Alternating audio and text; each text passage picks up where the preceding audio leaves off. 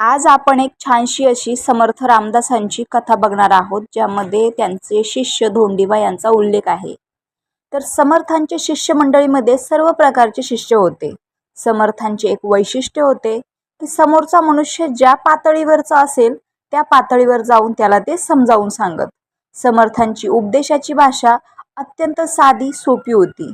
एकदा धोंडीबा नावाच्या शिष्याने समर्थांना विचारले, महाराज, माझ्या मनाची उन्मनी अवस्था कशी होईल?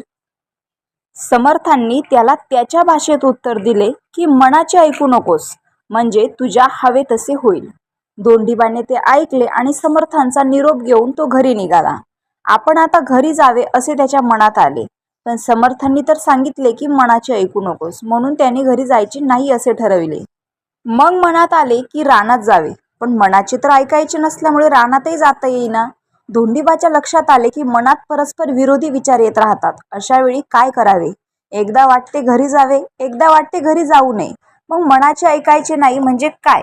धोंडीबाच्या लक्षात आले की मनात सतत विचार येत राहतात, ते ऐकायचे नाहीत.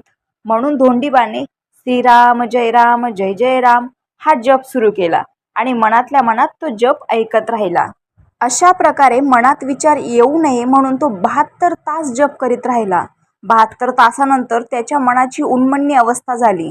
अगदी सोप्या शब्दात समर्थांनी उपदेश केला आणि अत्यंत श्रद्धेने धोंडीबाने ते ऐकले सुद्धा आणि त्याचे भलेही झाले. मनाची उन्मनी अवस्था म्हणजे ईश्वर स्वरूपी मिळून जाणे. अध्यात्मात श्रद्धा असली की लगेच काम होते. श्रद्धा मग ती गुरुवर पण असायला हवी, भगवंतावर असायला हवी आणि आपण जे कार्य करतोय त्यावर पण असायला हवी. रामकृष्ण हरी.